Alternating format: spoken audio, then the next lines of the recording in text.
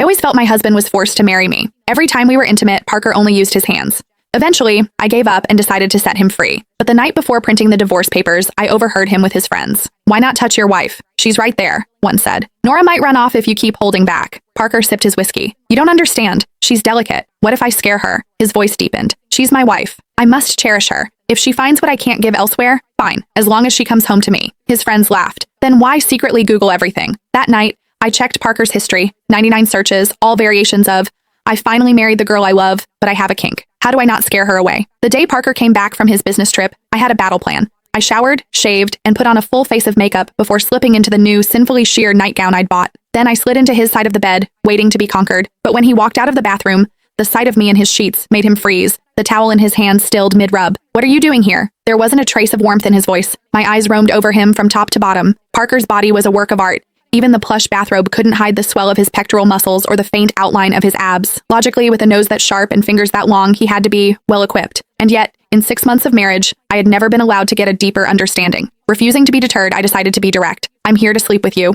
I didn't care what excuses he came up with. Tonight, he was mine. Parker's expression flickered. His gaze dropped to my lingerie, and after a long pause, he gave a clipped, "Fine. That easy?" I was in disbelief. As he approached the bed, I felt a wave of uncertainty. The only light came from the small mood-setting lamp on the nightstand. He lay down beside me, a wave of cool air and the clean scent of soap washing over me. My heart hammered against my ribs as I boldly wrapped my arms around his waist. Parker's entire body went rigid. A beat later, his head turned, his eyes finding mine in the dim light. His voice was a low rasp. "Do you want me to help you?" Before I could answer, he pulled away, his movement swift as he opened the nightstand drawer. The little spark of excitement inside me was instantly doused by the practiced ease of his actions. I didn't even need to ask. I knew what was coming next. He was going to fulfill his husbandly duties, just not with himself. A white-hot spike of anger shot through me. It was always like this. His own body was under lock and key, untouchable even when he was clearly aroused. When he pulled out the finger cots, my face darkened. I snatched them from his hand and threw them at his chest. "Help me with what? You're so damn vanilla. What new tricks could you possibly have?" My voice was sharp, brittle with frustration. The lamplight was too faint for me to see his expression clearly, but I could feel his dark eyes fixed on me, the intensity of his gaze like a physical touch. It was hot, and maybe, just maybe, laced with confusion. All the pent-up disappointment surged to the surface. "Parker,